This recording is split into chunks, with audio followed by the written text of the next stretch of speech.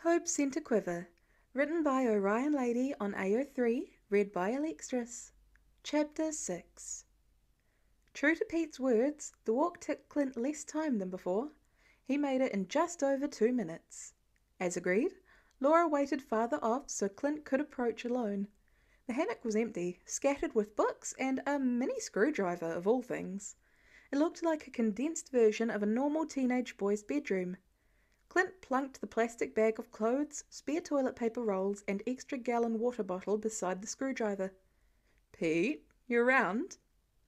Clint only had to wait another minute before the kid ambled around the privacy curtain, lips smeared purple. Clint laughed.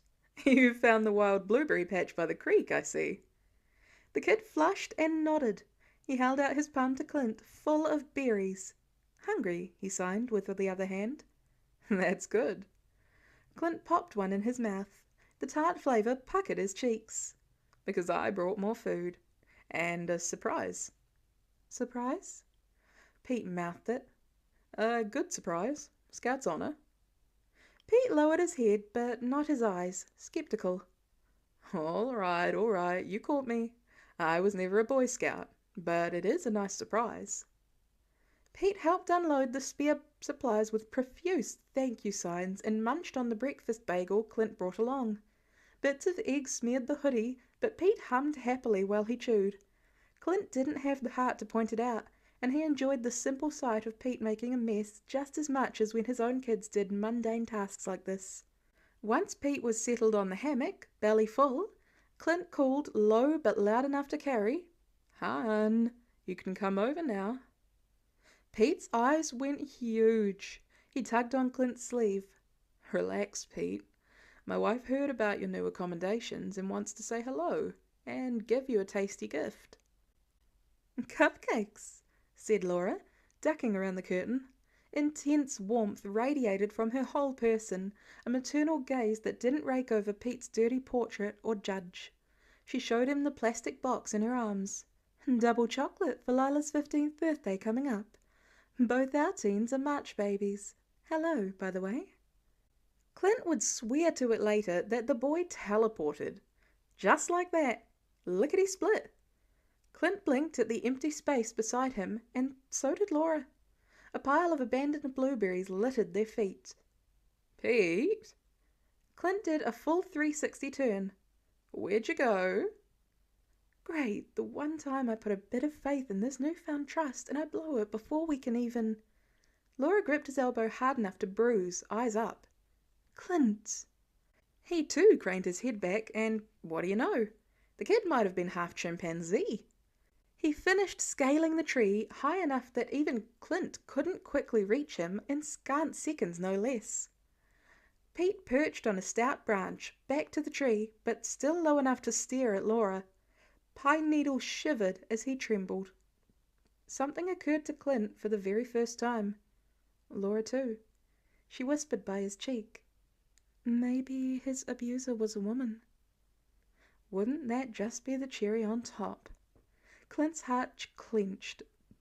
He lifted his hand, both in invitation and placation. "Pete, this is Laura.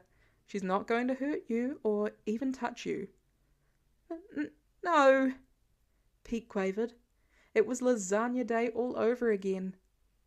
Laura kept her hands around the Tupperware, visible. "Sweetie, I just want to meet you, that's all. My husband's told me so much about you." This fear wasn't like the way Pete pushed Clint away. This was abject panic. "No," he signed over and over again. "Pete." Clint laid a hand on the tree. "Do you trust me?" Pete shook his head, nodded, oscillated between those two for a while. He panted around wet breaths. "Do you really think I'd bring a violent person into your space, anywhere near you?" Pete thumped his chest with a fist. "Oh, I'm me," he growled. "Me." "You what?" Clint used every last scrap of his advanced interrogation training to study the micro-expressions on Pete's face. Hopefully he hadn't jarred anything with the climbing. "Cunt!" Pete clutched the tree behind him so hard bark rained to their feet. "Not near!" Heartbreak oozed from Laura's desperate eyes. "I'm not coming any closer, sweetheart. In fact, I can go behind the screen if it would make you feel better." Pete nodded. Woman of steel, Laura laid the cupcake box by the clothes and left the clearing, not a word of complaint on her lips. Pete immediately deflated in relief.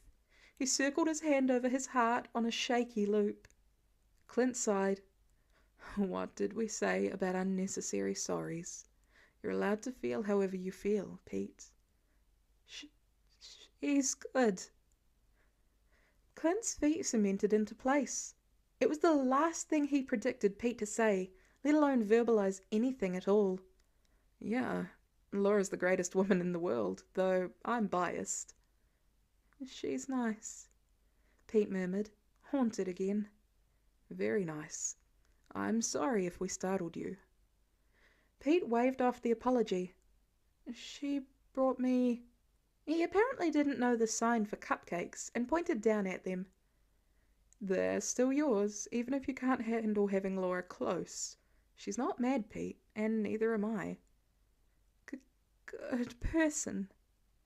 Pete formed his mouth around the words slowly, like biting them off a skewer. "Helps people." If Clint thought he'd seen sadness before, it had nothing on the sheer excruciating grief in the boy's voice now. "Pete."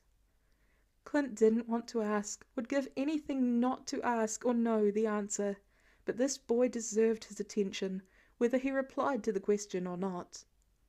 "Laura scared you a lot, a great deal more than we expected.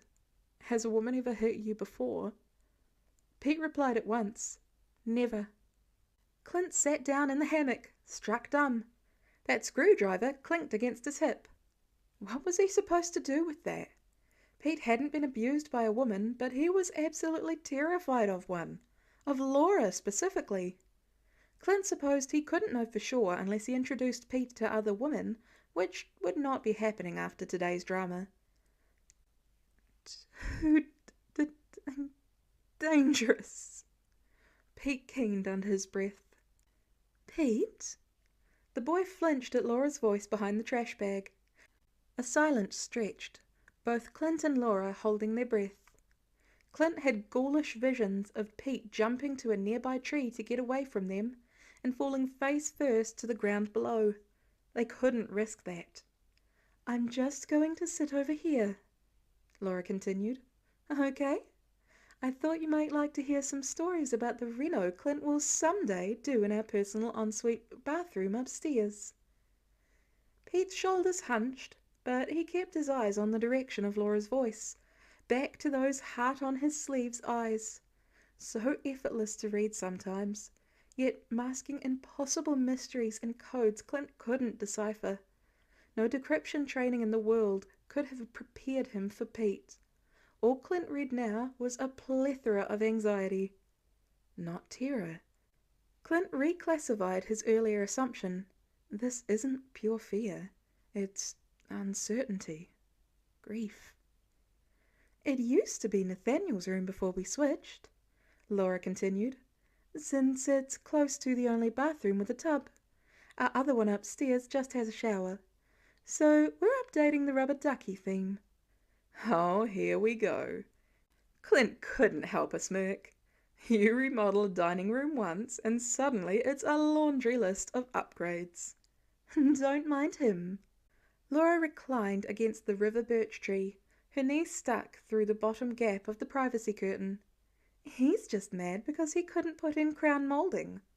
"It would have looked amazing." "And cost a fortune.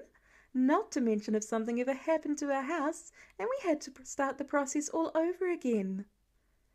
Pete's eyes never left that bit of Laura, and he tucked his own knees to his chest like he could camouflage behind them. A tear trickled into the crease of his mouth. "Picture a Parisian theme, Pete." "Still say it's lame." "Complete with a decal of the Eiffel Tower around the mirror." Laura spoke over Clint with ease. "The shower curtain I bought has the Paris skyline, and I even found water lily soap dishes. As a nod to Monet, you know. Pete didn't relax, not by a long shot, but the more Laura talked, the more his borderline panic attack dissolved into something wistful. Curls veiled glittering eyes. Not to mention the carpet. Carpet! Installed in the bathroom. Who does that? Laura's knee wiggled when she rocked on her tailbone. It's just around the tub. For your feet when you hop out, but we've been meaning to tear it up for ages. Just imagine the bacteria festering underneath. I suppose it's better than Lila's idea, Clint piped up. Laura laughed. Amen to that. Pete, can you believe she wanted an anime-themed bathroom? Remember the katana toilet paper holder?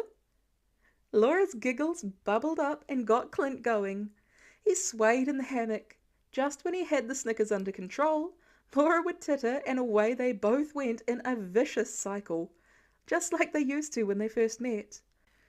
Oh, and the Kingdom Hearts key showerhead she showed us on Etsy. Laura gasped around her laughing fit. Clint had to put his hands over his face just to control the wheezes. I can't believe we made that girl. She's better than both of us, let's be real. She gets it all from me. Laura scoffed, what would probably precede a pinecone chucked at Clint's head in any other situation. In your dreams? Clint bellowed one last moment of humour before movement in his peripheral vision caught his eye. He turned to look. It was Pete's human rights violation of a shoe. Both shoes, actually. They hung down from either side of the branch. Clint laid back to see Pete's head peering down. Blotchy spots still stained his face, and he hiccuped over loose breaths, yet something dominated the light in his eyes besides devastation. There's that curiosity again. A homemade kind of curiosity, special breed, in that it was dialed up until it resembled something closer to homesickness. Clint tapped the Tupperware lid. Want a cupcake, Pete? We've got all morning, most of the afternoon too. Ain't no hurry. Pete didn't move. Shocker. All right, but you're missing out. Clint snapped open the lid and claimed a fat cupcake with sloppy fudge frosting. Little music note sprinkles coated the top per Lila's request this year. He walked over and squatted to hand it to Laura under the curtain. Here you are, dear. Thank you, Mr. Barton. Is this payback for the lame comment? A wise woman keeps her secrets. You're the Dalai Lama, then. Laura flicked his boot with a dollop of icing. Yeah, he deserved that. The banter went down with a beer's heat, all the way to his fingertips in a cozy stream. Laura's version of a hug when they weren't able to be physically together. Clint sunk back down in the hammock, peeling his own cupcake. He rocked with one boot while licking fudge off his nails. Laura and Cooper baked them, so they went heavy on the kefir in place of milk, which lent itself to an extra moist caked base. Clint stuck to box mixes. These are good, hun, he praised. They should be. It took us 2 tries after Nate knocked over the first batch. Clint smiled. Whiz with his first year of school, yet isn't coordinated to save his life. He talked up to Pete, like confiding a secret. We had to blend soccer until he grows into his feet. Pete watched Clint eat the cupcake in ungraceful childlike bites, and Clint watched Pete lay along the branch with his cheek in his elbow. Pete? Clint's heart ticked a notch faster. Hey, don't go to sleep up there. You'll fall. Pete grinned at him, of all things. A real one. Maria's frustration at not understanding things suddenly made perfect sense. Clint had never been this stumped by a human being before, not since Nat, blindsided by someone who refused to operate within the parallax of human motivation and resulting consequences. Sure, said Pete in his gravel voice, and Clint got the distinct impression he was being patronized.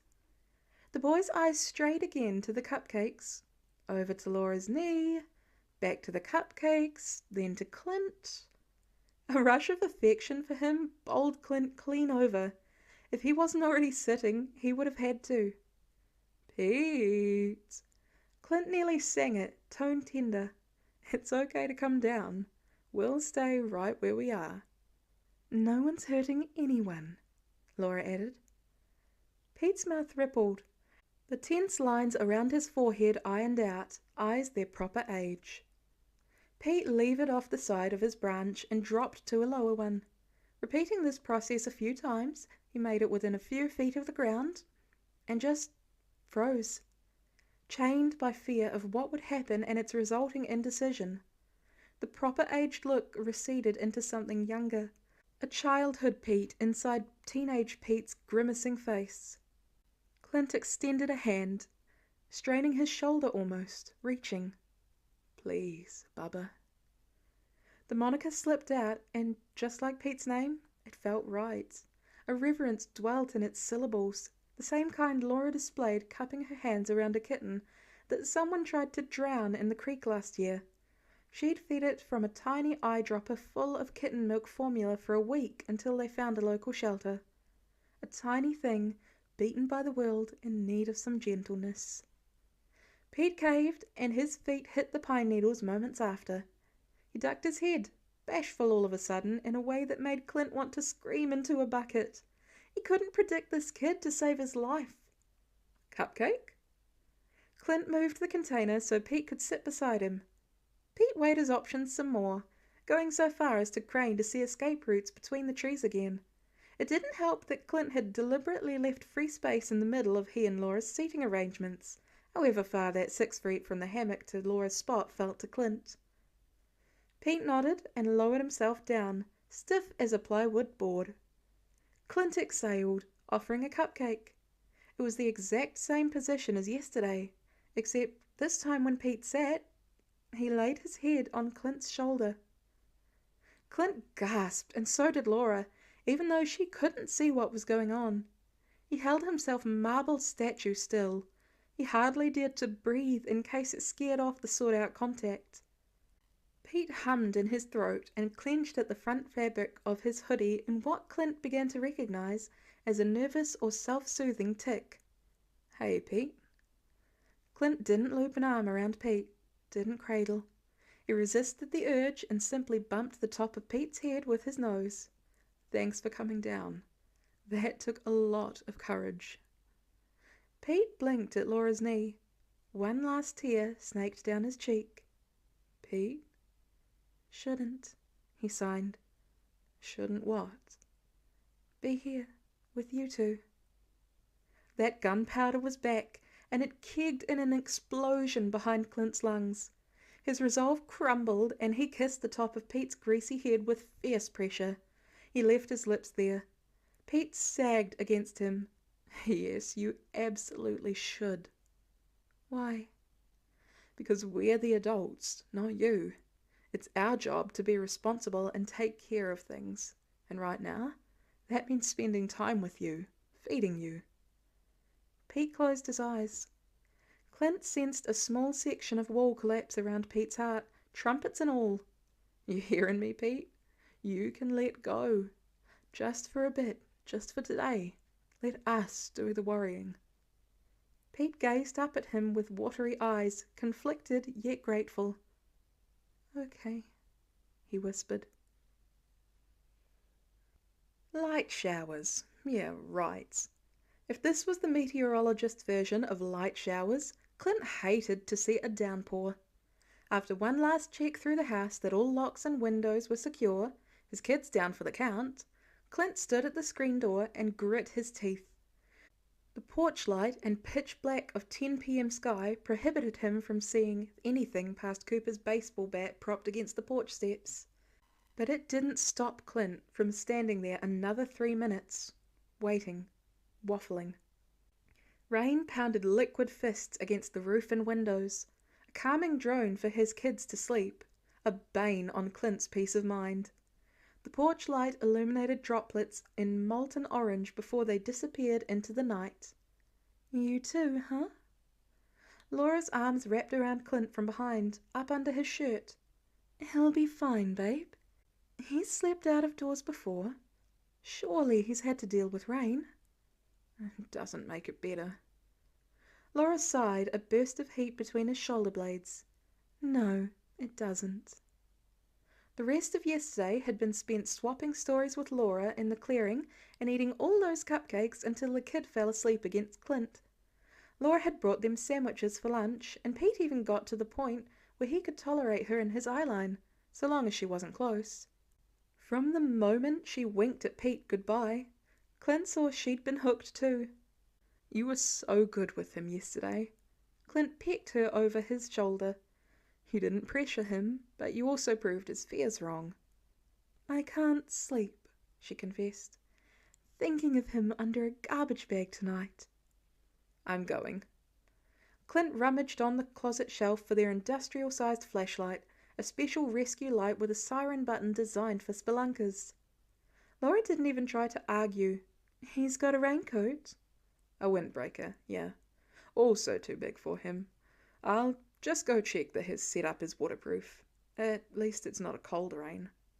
A lucky stroke for March. Any of the kids up?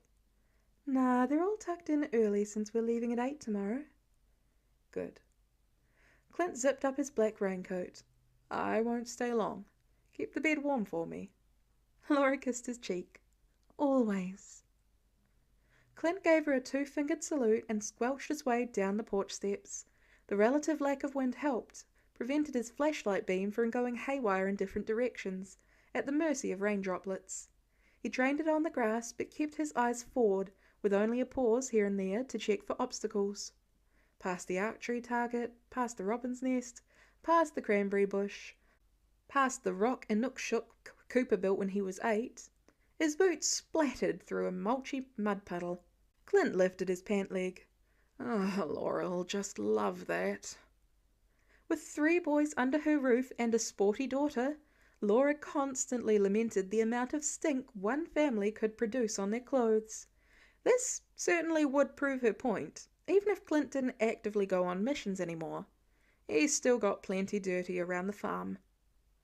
Another minute of walking, and the beam hit something black and shiny. I'm here, Pete. He murmured it, in case Pete was sleeping. Inquisitive eyes peeped out at Clint when he swung the curtain aside. Not blurry at all. You can't sleep either? Clint left the flashlight on its base by the curtain so it lit up the clearing. We're the trifecta of insomniacs. Pete shrugged. Bundled up to his chin in the comforter, his wet curls haloed across the backpack. Clint made a note to get him a real pillow. To his delight, Cooper's old sneakers poked out the bottom of the comforter, and underneath Pete's windbreaker, Clint spotted one of his t-shirts, the red Lake Tahoe one he'd had since his circus days. That bag keeping you dry? Another shrug. Clint checked the lines holding the trash bag taut, also tied to either tree, and deemed them secure. It covered almost all of Pete's body except for his hair. The rain sounded louder here, the tap of water on plastic sharp. Laura's tote bag sat by the tree, full of his ratty old clothes. You've done this before, I'm guessing. Faced heavy rain? Pete nodded. Clint again yearned to ask how long he'd been on his own. Had Pete faced the harsh winter homeless too? It had been an especially snowy one this year. He shook himself and squatted by Pete's head, palm on his hair.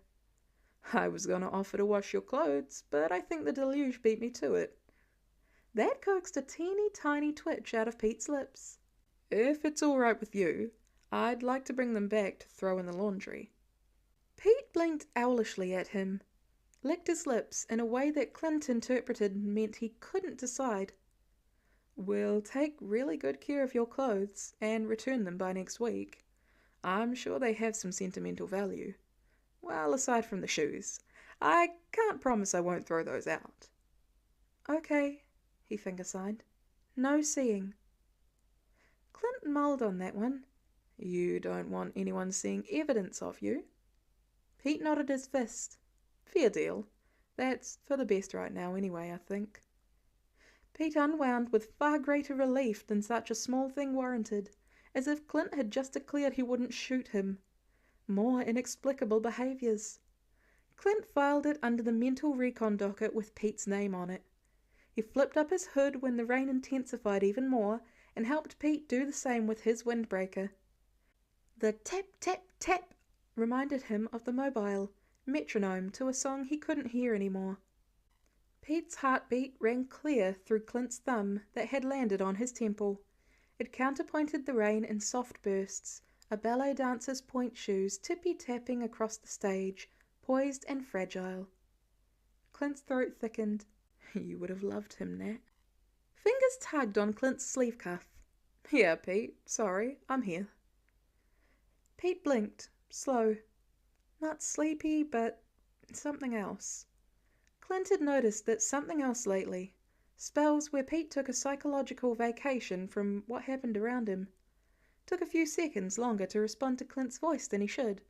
Birds of a feather, he supposed, though he had no room for judgment on that front. You okay out here, Pete? Fog. Pete signed and blushed about it, sheepish. Fog?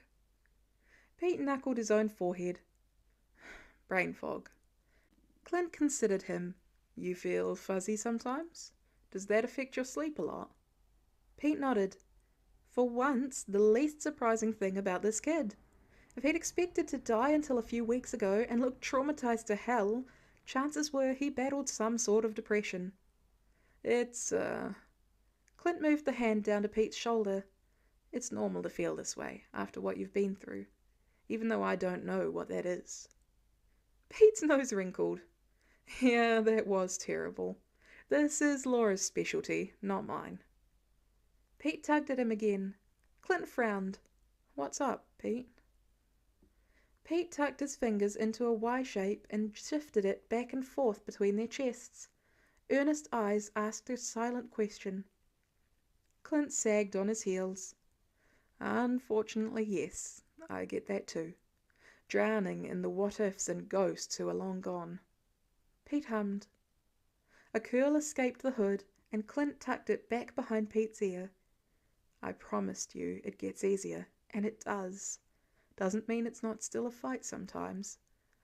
Gotta have a fire inside your belly, and people who support you when you don't. Pete nosed at the comforter, avoiding Clint's eyes. A strange expression stole over the minutiae around his eyes. More guilt, of a sort. Not the gut reaction Clint expected from the words. What else was new?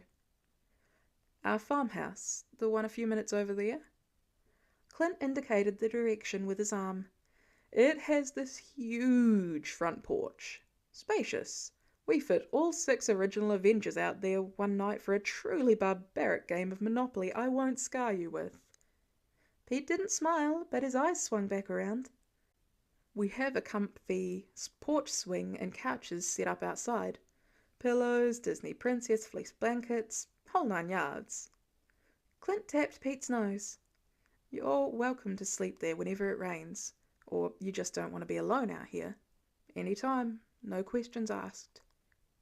Clint almost wished Pete hadn't smiled after all, for this one broadcasted that regretful sadness again. He shook his head. Clint huffed through his nose. I figured you'd say that, but the offer stands. Thanks, Pete signed. And I want you to come to me or tell me if you're ever in danger out here, whether from freezing temperatures, or a squirrel bullying you, or you injure yourself, or someone catches up and tries to kill you. Pete didn't move. Pete. Clint fought hard to keep his voice level. This one's not negotiable. Pete's eyes darted around, his fingers curled against the windbreaker zipper on his chest. A rain bead fell off the curl. It had escaped its prison, and onto Pete's nose. A cold tear. Maybe, Pete whispered. Good as Clint was going to get. He took it and nodded. Thanks, Pete. That helps me sleep at night. Pete blinked fully to the present. His lips parted. It does. Laura and I worry about you all the way out here. Oh, Pete mouthed. Clint gently untangled the hand balled up in his coat and laid it back down beside Pete's head like the other one. Pete breathed easier at the contact, but his eyes tracked Clint's face like he'd never seen it before. Also, just a heads up, we're heading into town tomorrow for Easter. I'll bring you food tonight, but I won't be around until 2 mornings from now. Colour drained from Pete's face. Easter? Clint tensed too, eyes in a zigzag to read Pete's horror. Yeah, it's Sunday tomorrow. We're celebrating a week early, I know. But this was the only weekend Laura's sister and her husband could host. We always go to a service and have dinner with them a few hours drive away, stay the night. A family tradition that... Pete? Pete pressed a palm to his mouth. His other hand made a flapping motion, then clutched at Clint's wrist. He patted it 3 times. I don't have a watch on, Pete. It must be nearing 11 now. The kid shook his head. So hard and fast, Clint had a fleeting thought about whiplash. Pete pointed to the sky, followed by his wrist, and lastly the faint bruises on his face. Clint grabbed his hand in an instant. You're asking what day it is? The date. Pete nodded, urgent. Delirious anger and sorrow plugged Clint's nostrils. He couldn't pull in air, too furious at the world and naked reality laid out in front of him that this kid hadn't been on the run for a few weeks. For him to lose track, it had to have been months. It's March 27th, Pete. You showed up just after the kids' March break. Pete flipped over onto his back of his hand to his mouth now. Already? I'm sorry. Clint stroked his hand. So sorry, bub. Pete just stared up at the tart, and the rain settled around them like all the runoff of the world's heartbreak and months of pent-up tears Pete couldn't cry. Clint blew on Pete's fingers to chase away the chill. He rubbed them briskly between his own when they started to go numb. He dared to ask the question he couldn't brave before. How long, Pete? How long have you been? That elderly filter clashed this time, gliding down over Pete's face, for his eyes still glinted with youth, not innocence. What Clint had witnessed alone showed Pete had lost that in a traditional sense. But some inner light and pleading the world hadn't snuffed out. A silent shout of agony, a demand that things be better. Long enough, Pete signed. No matter what Clint did or said after that, Pete's dead eyes remained lost for the rest of his visit, catatonic almost. He didn't reply or react to anything, not even when Clint raced back to the house for enough food to last Pete a few days, and thumbed at his forehead. I'll be back in 2 mornings, Pete. I promise. Clint squeezed his hand one last time. I'm not leaving you here. Don't you leave me. It became a grotesque sort of game. 2 holes in this one. Oh, 4 holes in the sleeve of this one. The punny science t-shirt beat them all. Hem unravelled ages ago and atom decal not only worn off, but the threads separated. Just one of many such science-themed articles of clothing with kitschy phrases or periodic table numbers in funny patterns. Clint threw each item into the washer with a slam, what was salvageable. A trash can sat by his feet, into which he tossed a pair of pants or underwear every so often in the midnight raid. The shoes had long since found a home there. The fact this kid was still alive with these rags was a feat unto its own. Dad?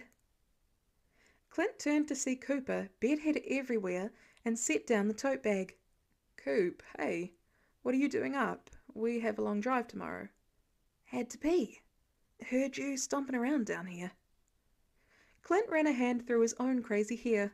The rain hadn't done it any favours. I'm sorry to disturb you, bud. You didn't. Cooper crept into the laundry room, eyeing his father's dishevelled state. Everything okay? That vein's jumping in your forehead, and you've been extra huggy with us lately. Nothing's wrong. Just... Cooper spied the dirty clothes and stiffened. Avengers business? Mission gone wrong? Delivered completely flat, unimpressed. Clint heard the real question. Did you go back on your word about semi-retirement? Actually, no.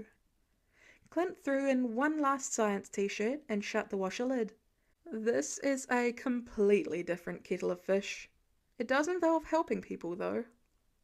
Cooper relaxed. Okay. Okay, and that's it? You're not going to give me the third degree? I trust you to share it with us if it's important. Cooper frowned in concern too at his first sight of the pitiful duct-tape shoes. You sometimes don't tell us everything, but you never lie. Come here. Clint held out his arms and Cooper melted into them. You're such a smart kid, and I love you. Don't say it often enough. Cooper snorted, muffled into Clint's sweater. You tell us every morning at breakfast, and every night before we go to sleep, minimum. Still not enough. Clint held his boy close and savoured it in a way he hadn't since they came back from being dusted. To just hold one's child, these precious gifts. How could anybody snub that? How could someone turn on their own baby? The science t-shirts alone were proof enough in the courtroom case of Pete's lost hope that he'd been innocent once, young and healthy, since they were a few sizes too large for his current physique. Who had killed that inside Pete? Who stole that adolescent joy? Dad? Yeah? Love you a lot. You're a good dad, and that's something we don't say often enough. Clint cupped Cooper's head and wondered when the boy's arms had grown so long. It's a privilege just to call you mine, son. Love you more. It'll be okay, Dad. Clint didn't realize how much he needed to hear it until Cooper rumbled it in his ear. Too lost in thoughts of Pete's abusive father or mother, out there looking for him, or worse, CBS finding him and sending him back. I know. Do you? Clint kissed his eldest's temple. I do now.